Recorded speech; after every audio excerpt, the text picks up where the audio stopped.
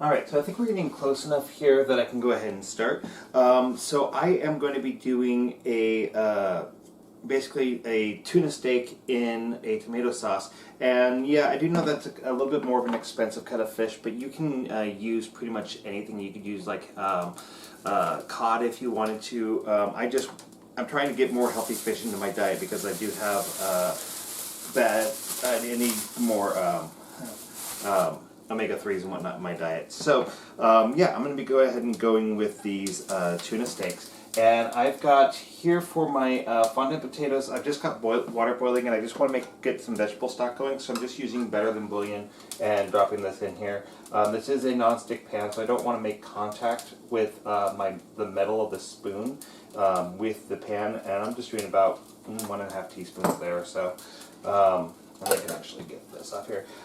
So I have learned that if you try to take this shit and put it directly into like a hot pan or something like that without water content in there, it will coagulate and it will be not so great. So basically what I'm doing right now is I'm just pretty much just heating up my pan so it's ready for my potatoes. I'm also heating up this pan. I'll be moving it to this burner in a moment. I've got my oven set to 425. So there we go. And I'm just using a wooden spoon here to incorporate my bouillon stock right here into this boiling water, and then I'm going to dump it in a container here so I can use this. Now the potatoes are of all the things that I'm making, potatoes are going to be the thing that's going to take the longest to cook. Oop, I had too much water there. Okay, put that in the sink. Boom. Now my pan is nice and hot. I'm going to need some oil here. Hopefully by the time the oil spreads out, most of that water content will be gone. And I've got my potatoes right here. I'm just using yellow potatoes today. Probably most people would probably prefer if you used like russets, but I'm not as big of a fan of russets. Not for any particular like health reason. It's just that I just don't like them as much. And so I'm going to drop those in there. Now I'm using a pan that has a metal handle versus one of these ones that has a softer handle because this pan is just going to go straight in the oven here in a bit. Now I'm going to take my finely diced, this is a Michelin dice for my onions. I'm going to toss it in there so that has a chance to go around and infect my potatoes. I feel like I generally feel like doing fondant potatoes, you're going to get enough salt from the vegetable stock, so I don't tend to season my potatoes because I just, you know, history of kidney stones and all that, I don't like to use more salt than I have to.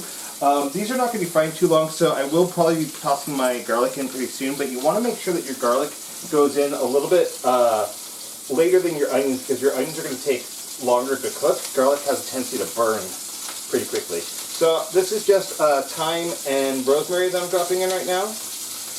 Both of these are pretty hearty. They're not going to really burn that much, and I want to get them in a little bit earlier. So this is up on high right now. And what I'm trying to do is I'm just trying to, that stuck a little bit, just trying to brown it a little bit better than that. It's getting there pretty quickly, but this is the going, I want it to have to be a little bit more crispy on the outside, and then we're going to make it soft by baking it in water, or in the vegetable stock. So, got some nice herbs going here. Probably because I boiled the water in here, it's sticking a little bit more than I wanted to, but that's fine, whatever. It's a very, very simple thing here. Oh, flip over, damn you. Alright. So they're not quite as brown as I want them to be, so I will flip them over again. But let's go ahead and put our pepper down on this side. Got a nice even coating. I can smell those herbs already. That's nice and lovely there.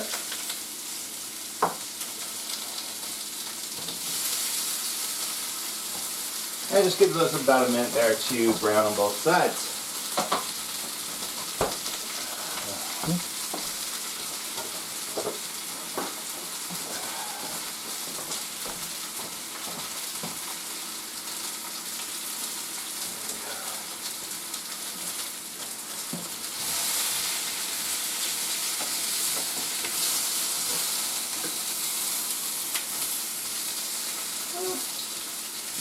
We can still use the moment. So I'm probably not going to show it in this video, but at the very end, after about half an hour in the oven, I'm going to stick a fork in these. You might check it at about 15-20 minutes to see if it's coming along faster or less fast than intended. But I'm going to stick a fork in these to see how easily it goes in, just the same as I am going to do with my broccoli here in a little bit. When it goes through relatively easy, that's when we know it's done. And you can see that, with the potatoes that I've done, I've actually done them relatively all over the place as far as their cut goes. This is my garlic going in now. I'm going to give it a little bit more oil here.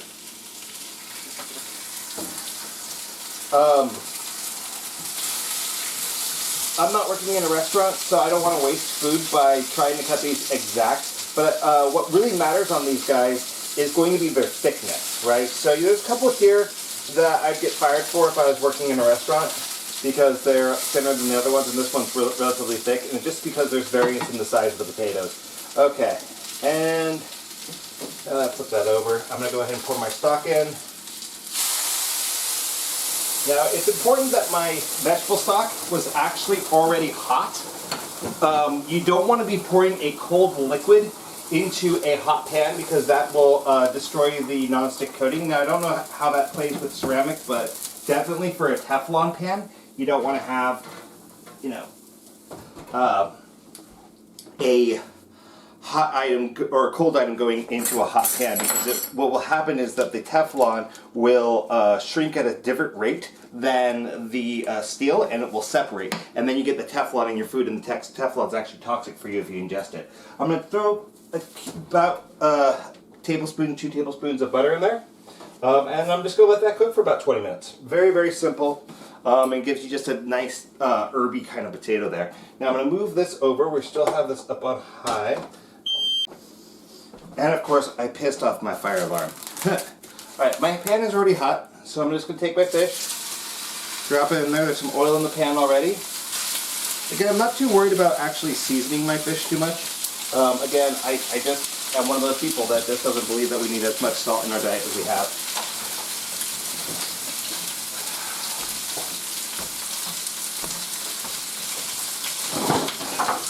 Touch the raw fish with my hands, so of course I am washing my hands with soap because I am a good cook and not one of those psychos that just wipes it onto a rag.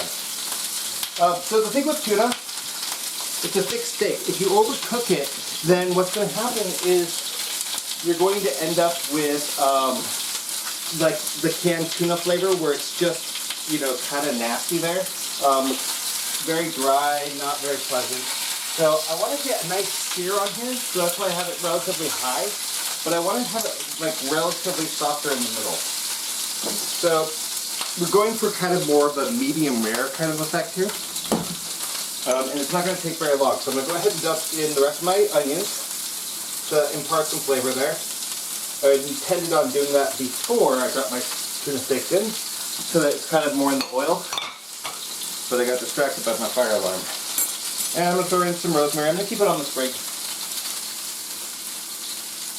because I'm going to be doing a tomato sauce on this, so I don't really need, it's going to actually infuse out into the sauce all right. So, and a little bit of my thyme. I think I may have said marjoram when it comes to the potatoes. That was thyme, by the way. So again, just leaving it on the sprig. It'll get herbaceous enough as it is. And I want to be looking at the sides here. This is true with steaks. It's going to be true with pretty much anything that you're cooking, that you look at the sides for your cues as far as how far in it is cooked. And I want it to be about 1/3 of the way up, maybe 1/4 or so. For most things, you want to see it about halfway up. But I've been finding with these tuna steaks that when you do it that way, they tend to get overcooked very quickly. So I want to avoid that. Alright, so you see I've got some nice browning on there. I've got it about 1/3 of the way through. And I'm not too concerned right at this moment about, it being a little bit underdone at this point, because I'm going to be tossing in my tomatoes here and creating the sauce that they're going to be sitting in, and as that sauce cooks, it's going to continue to bring them up to temperature. So I don't really want to work too hard at trying to get this well done from the very beginning, because again, it's going to end up dry. It's going to end up not very palatable if I do that. So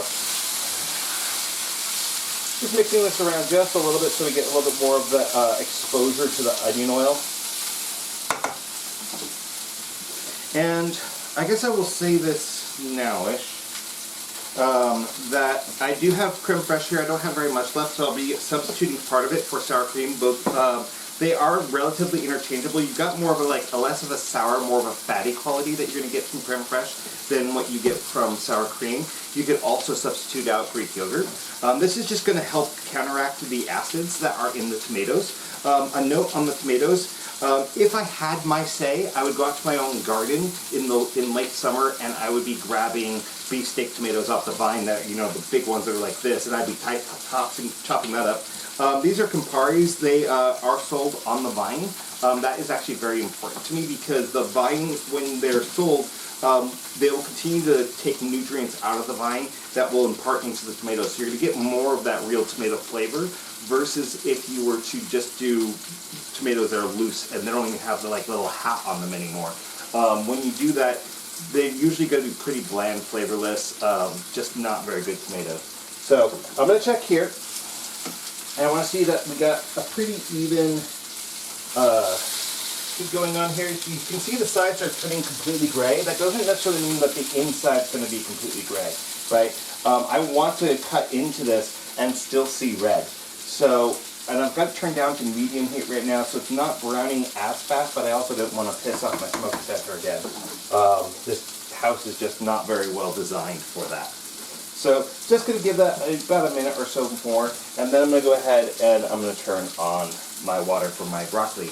The thing about broccoli, though, is that most people, I think, when they are against broccoli, they grew up with parents who just overcooked it all the time, and it got soggy, and it becomes very unpleasant. A lot of vegetables, when you boil them or steam them, they become astringent, or I wouldn't say astringent because that seems more chemical to me, but they just are not particularly palatable when they are overcooked. They become mushy, they become kind of gross. We all know the smell of overcooked broccoli. So what we're looking for is the same thing with the potatoes, is that I'm going to take a fork after a couple minutes, and especially when you're trying to get a feel for it, if you aren't good at cooking broccoli this way, stab it once a minute, right? And when the fork starts going through with a little bit of resistance, but not a lot, you want it to go through smoothly.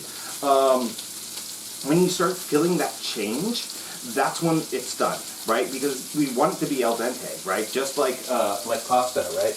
That we want it to be not too hard, but we also don't want it to be too soft, right? We want it to actually be in that nice middle ground, and you're just going to have to experiment and maybe even pull some out, blow on it, and try it. Just find out, okay, what does it feel like to stab it with a fork, and how does that correspond to the bite feel, right?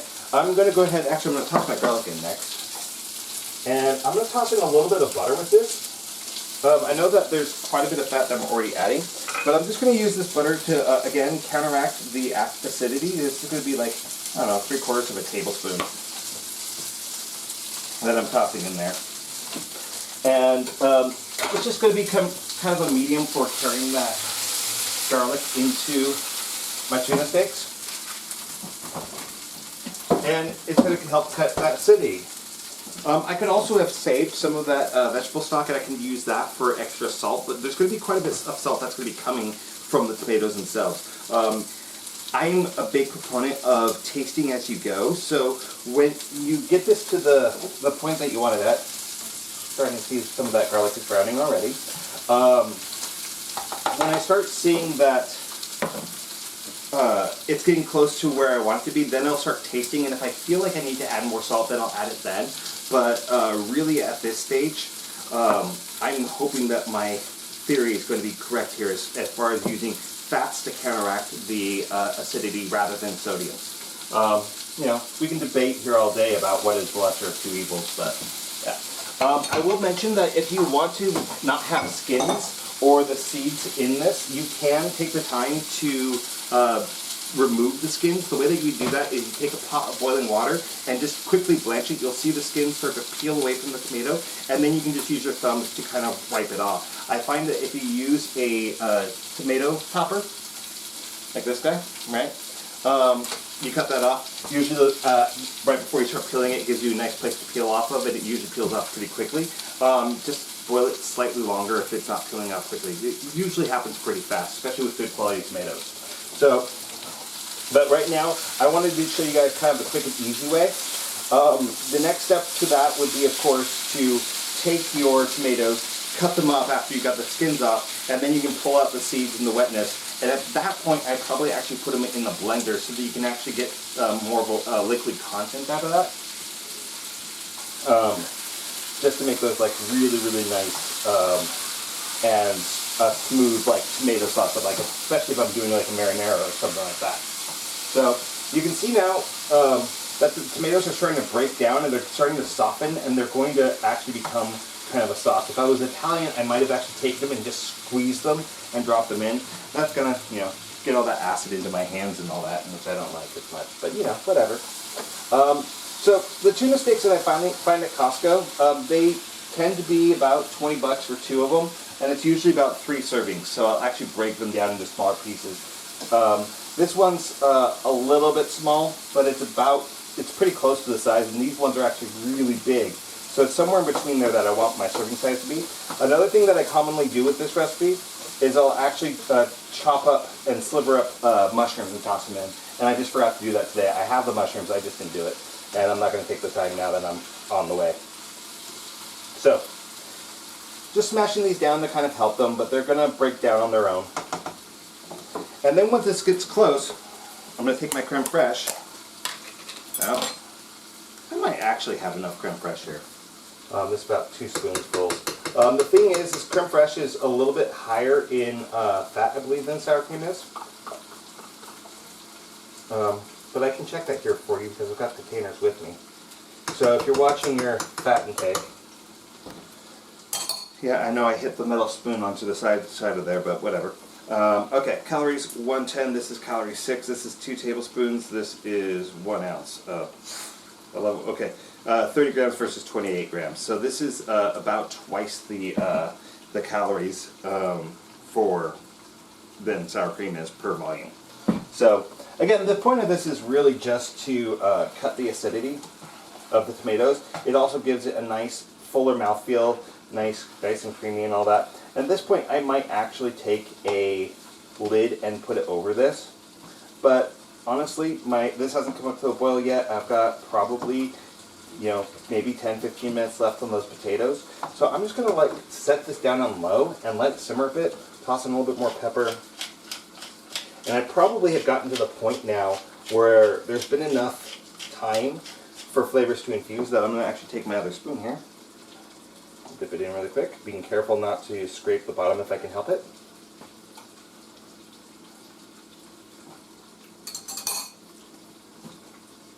And honestly, I don't think it needs anything else. The tomatoes are salty enough. Depends on the tomatoes that you have, but it's kind of well enough seasoned. It's nice and peppery. Could be a little bit more herbal. So, fuck it. Yeah, we reached the fucking stages of cooking. Woohoo! And I ran up. Oh no, I didn't run out of time. Look, I cut more. I'm not a huge fan of parsley, so I'm not going to use it. I really should have just brought one thing of rosemary, one thing at a time.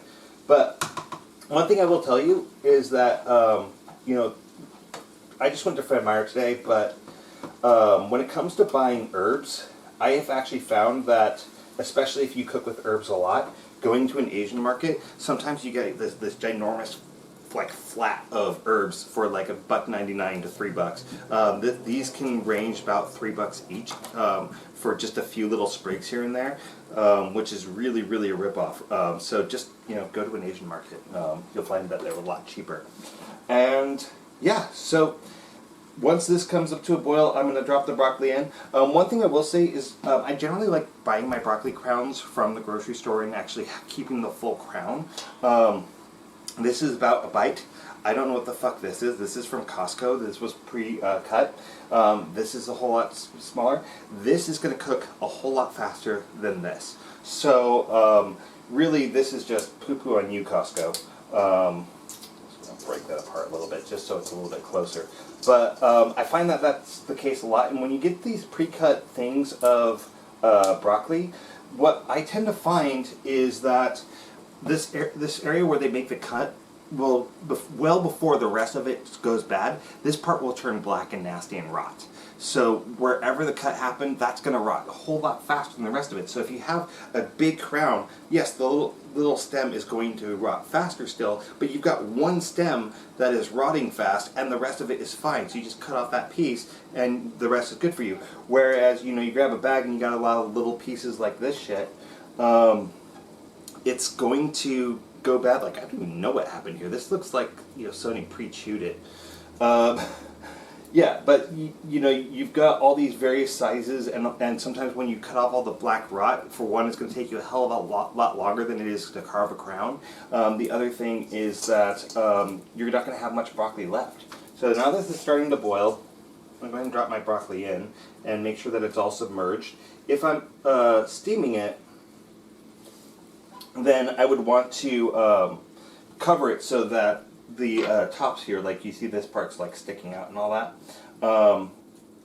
you want it to all kind of cook nice and evenly here, so you want it to be nice and fully submerged. And so all I'll do here is I'll just stab here when I think I'm about ready, and then that will be done.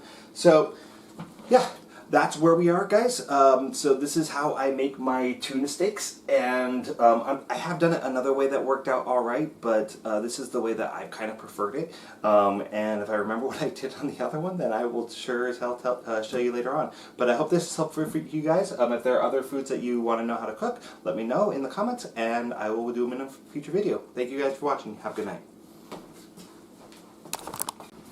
Alright, so I'm not quite done yet, but I wanted to show you what happens when you cook while distracted by making the videos. Now, this is not that egregious, actually, but you can kind of see here, maybe you can see it, this is like pink. I want this to be kind of pink all the way through here. I want this to be more purple. So this is actually a lot more gray, a little bit more well done than I actually wanted it to be.